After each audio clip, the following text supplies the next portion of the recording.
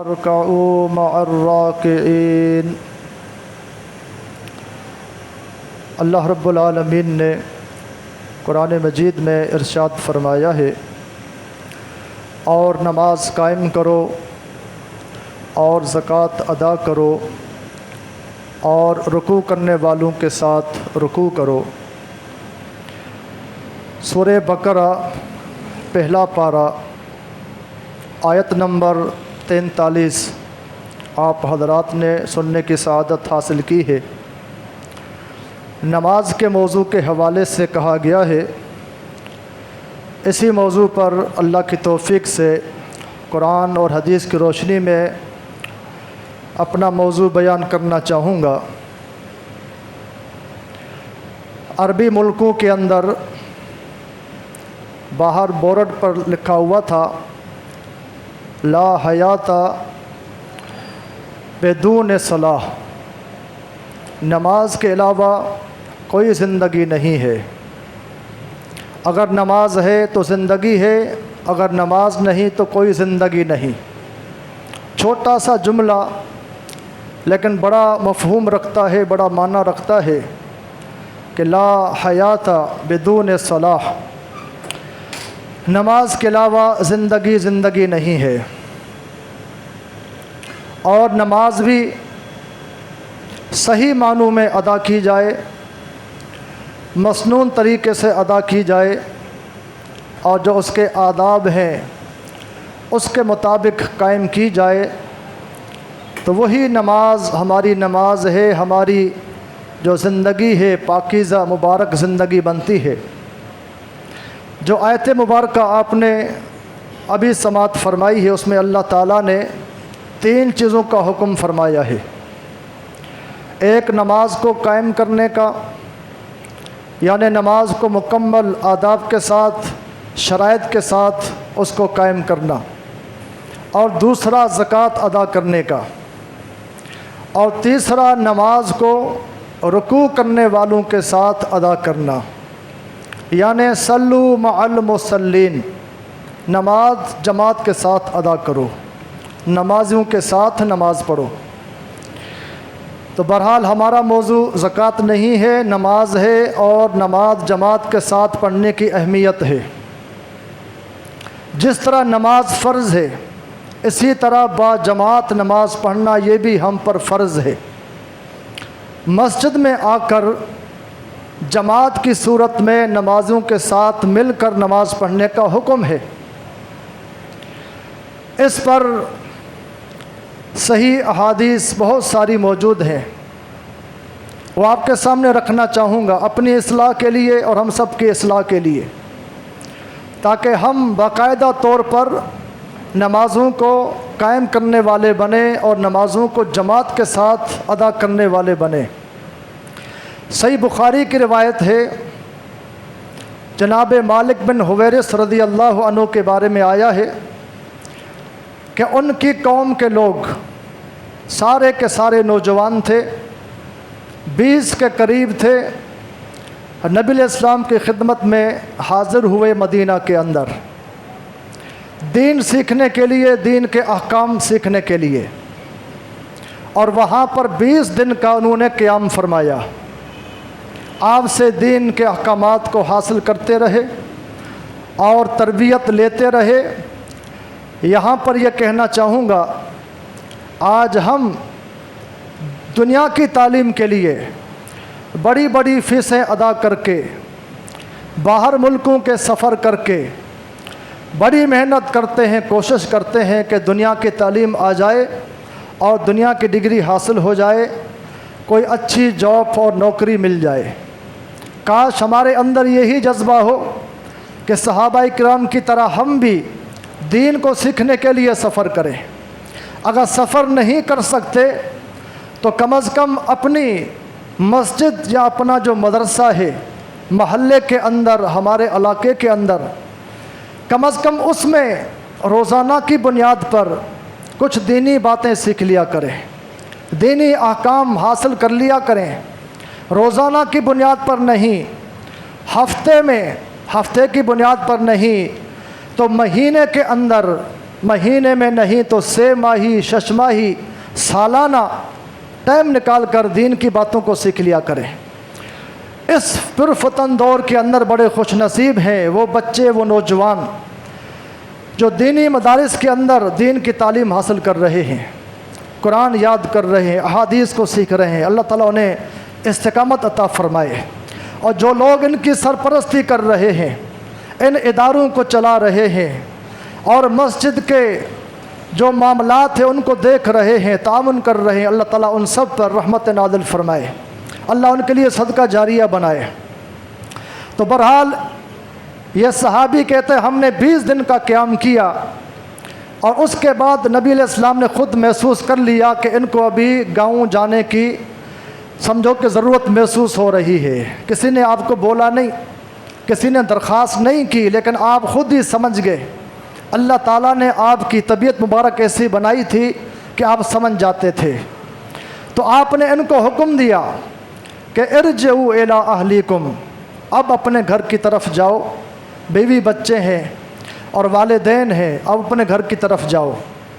کہا کہ وہاں جاؤ فعلموہم فیہم، اور یہی جو تعلیم حاصل کی ہے، دین کا علم لیا ہے، یہی جا کر ان کو جا کے سکھلاؤ، اپنی قوم کے لوگوں کو، اپنے سمجھو کہ گاؤں والوں کو اور اپنی بستی والوں کو یہی جا کے دین کی تعلیم دو۔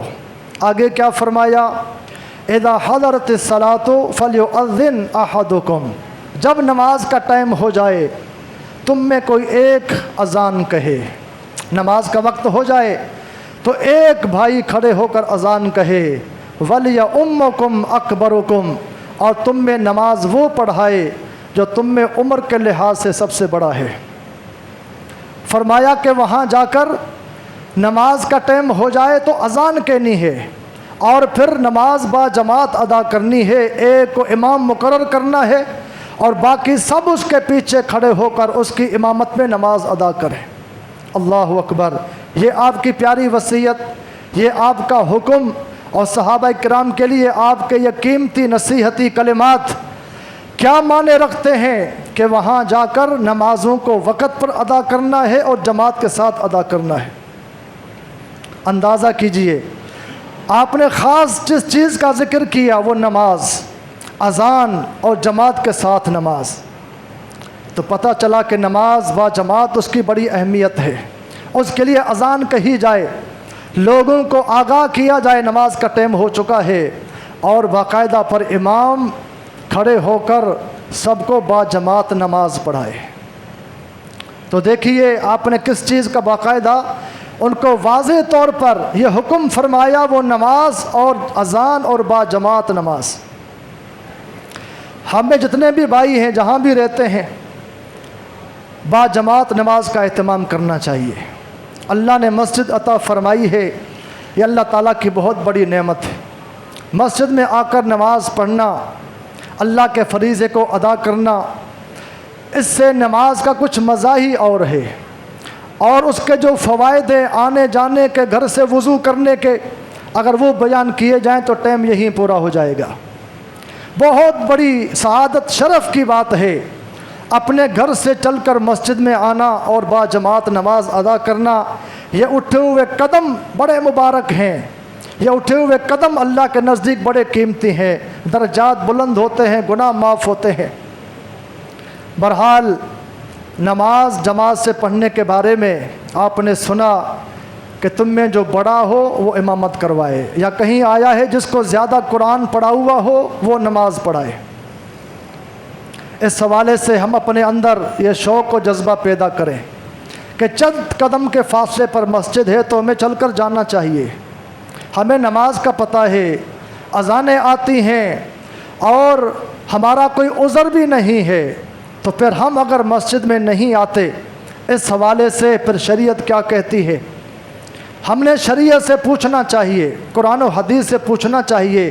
اگر ہم نماز کے لیے نہیں آتے، ہمارا کوئی شرعی عذر بھی نہیں، اور وہیں اپنے گھروں میں یا اپنی بیٹھک ہے جہاں بھی ہم رہتے ہیں وہاں نماز ادا کرتے ہیں، آیا یہ نماز ہماری ہوگی کہ نہیں ہوگی؟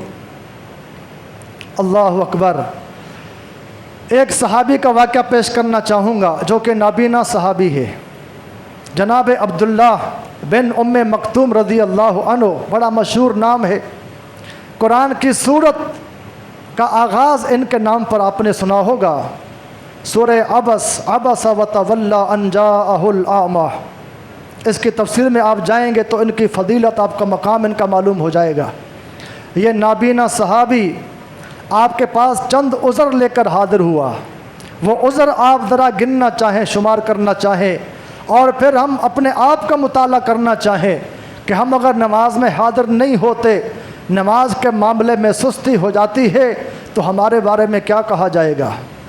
نابینا صحابی ہے، سب جانتے ہیں نابینا صحابی ہے، آپ کے پاس حاضر ہوا اور کہا کہ انا رجل ضریر البصر، میں نابینا آدمی ہوں، آنکھوں کے نعمت سے کیا ہوں، محروم ہوں۔ ماشاءاللہ یہاں ہمارے سارے نمازی بھائی، تمام بچے الحمدللہ اللہ تعالیٰ نے سب کو اس نعمت سے نوازا ہے۔ اللہ تعالیٰ نے نور عطا فرمایا، اللہ اس کو قائم و دائم رکھے۔ اللہ تعالیٰ ہمیں جو ہے یہ صحت والی زندگی عطا فرمائے۔ جس کے پاس یہ نعمت نہیں ہے، کوئی بیماری ہے، آنکھوں سے معذور ہے، نظر نہیں آتا، بڑی آزمائش ہے، اس کے سامنے دنیا اندھیرا ہے، تو ہم ان آنکھوں سے اللہ تعالیٰ کی نعمتوں کو یاد کرتے ہوئے اللہ تعالیٰ کے فرائض کو خوشی سے ادا کیا کریں۔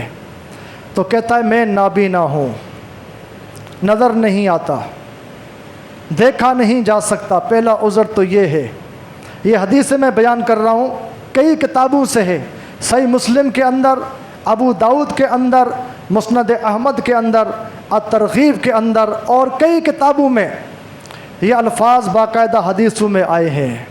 پہلا عذر اپنا بیان کیا کہ میں کیا ہوں، نابینا ہوں، مجھے نظر نہیں آتا۔ اور دوسرا کیا کہا، لیس لی قائد یقودنی الی المسجد، کوئی مجھے مسجد میں لے کر آنے والا نہیں ہے، مطلب کوئی ذمہ دار نہیں ہے، کبھی کوئی لایا کوئی نہیں لایا، آگے پیچھے لے کر آ گیا، جماعت نکل گئی، کوئی ذمہ دار میرا ایسا نہیں جو ہر وقت نماز کے ٹائم پر مجھے مسجد میں لے کر آئے۔ یہ عذر میرا کہ کوئی لے کر آنے والا بھی نہیں۔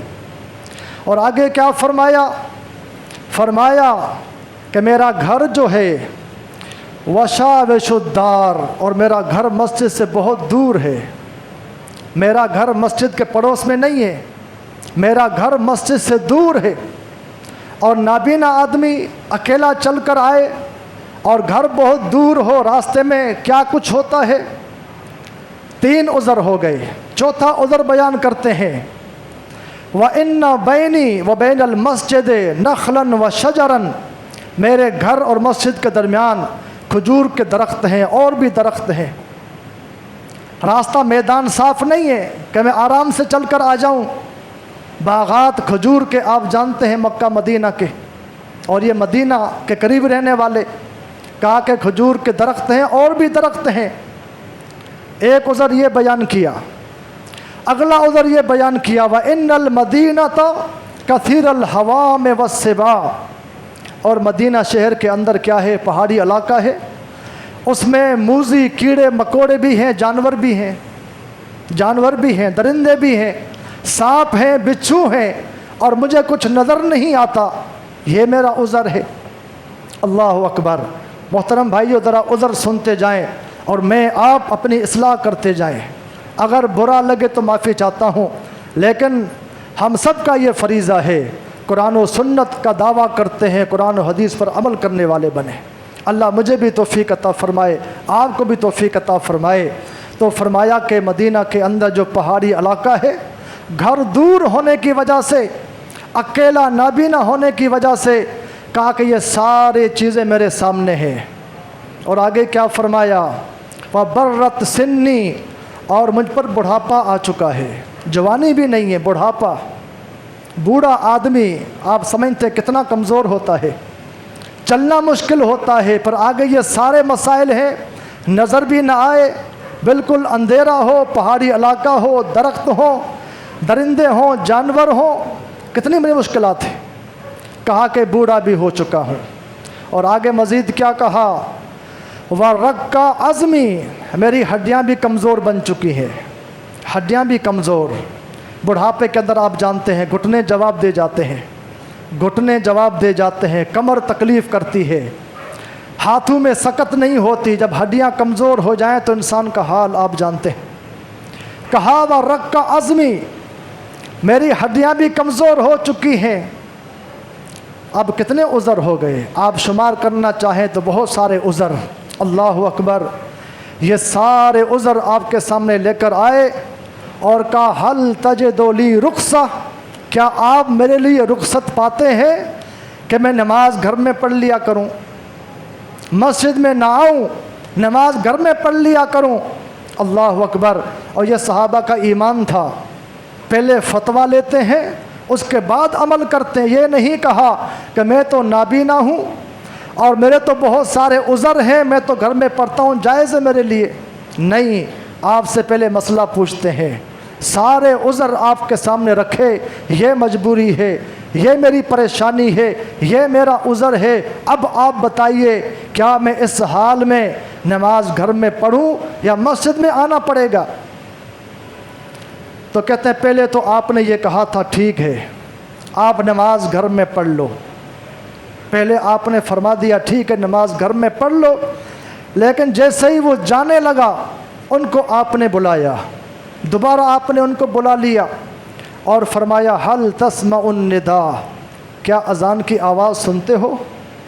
अज़ान की आवाज़ आती है और कुछ हदीसों में आता है हल तस्माउ हय्या अलस्सलाह हय्या अलल फलाह, क्या ये मुअज़्ज़िन की पुकार सुनते हो, नमाज के लिए आओ, कामयाबी के लिए आओ। कहा कि नाम, हाँ अज़ान तो मैं सुनता हूँ, अज़ान की आवाज़ तो आती है। फिर आपने क्या फरमाया, हदीस के 3 अल्फाज हैं मुख्तलिफ़ किताबों के अंदर। कहा फ़अजिब, फिर आपको जवाब देना पड़ेगा, मस्जिद में आपको हाज़िर होना पड़ेगा। अल्लाह अकबर कबीरा। कितने इसके उज़र हैं, कितनी इसकी मजबूरियां हैं, लेकिन आपने क्या फरमाया कि आपको मस्जिद में आना पड़ेगा। एक लफ्ज़ ये फ़अजिब, इस अज़ान का जवाब दो, इसको कबूल करो। हय्या अलस्सलाह हय्या अलल फलाह मुअज़्ज़िन ने कहा है तो आना पड़ेगा। दूसरा फरमाया कि फ़ातिही, फिर आपको मस्जिद में आना पड़ेगा, मस्जिद में आपको आना पड़ेगा। फ़ातिही, मस्जिद में आ जाओ।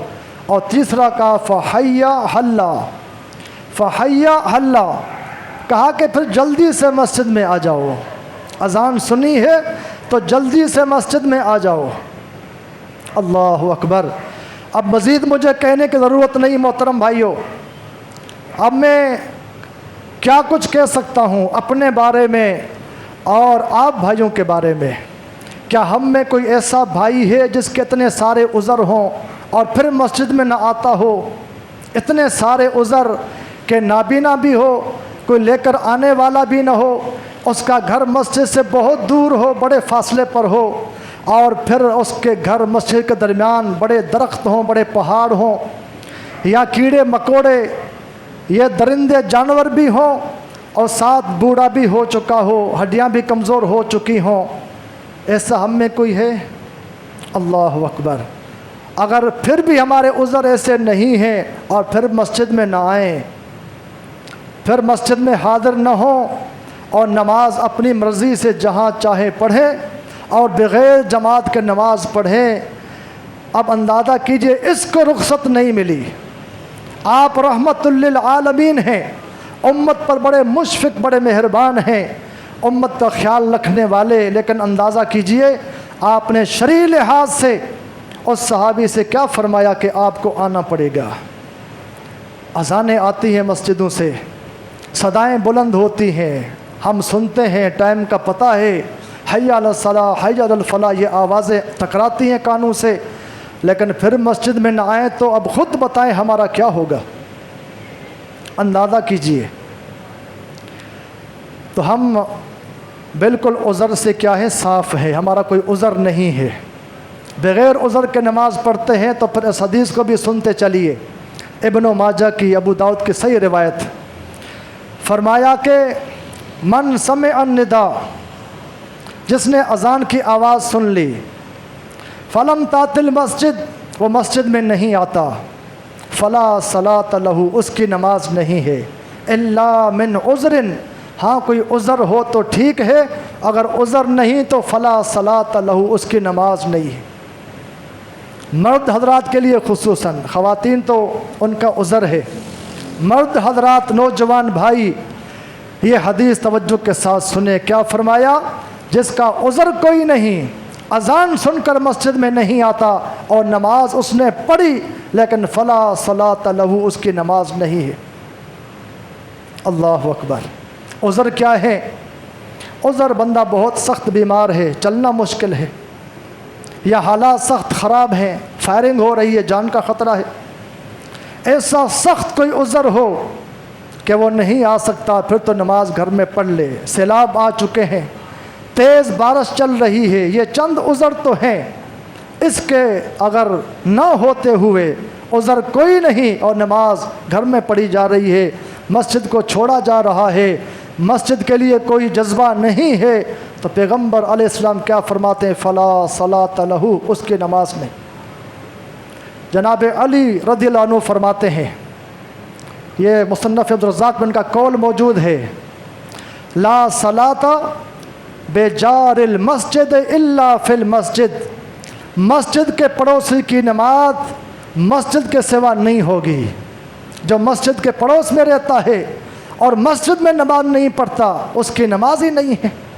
لا صلاۃ بجار المسجد الا فی المسجد، مسجد کا پڑوسی ہو کر مسجد میں نماز نہیں ادا کرتا، اپنے گھر میں ادا کرتا ہے، مسجد پڑوس میں ہے، اتنا قریب ہے، تو کہتے ہیں اس کی نماز نہیں ہے۔ واتفق اہل العلم علی انہ من ترک الجماعت، فرماتے ہیں اہل علم کا اس بات پر اتفاق ہے کہ جماعت کو چھوڑنا، مسجد کی حاضری کو ختم کرنا کسی کے لیے جائز نہیں ہے۔ صحابہ کرام اہل علم اس بات پر متفق ہیں کہ بغیر عذر کے جماعت کو چھوڑنا جائز نہیں ہے۔ مسجد کو چھوڑ کر اپنی جگہ پہ نماز ادا کرنا، انفرادی نماز ادا کرنا، اس کا کوئی جواز نہیں ہے۔ باہر کے محترم بھائیوں، اس حوالے سے بڑی سختی، بڑی وعید ہے۔ پیغمبر علیہ السلام نے ایک مرتبہ کیا ارشاد فرمایا تھا؟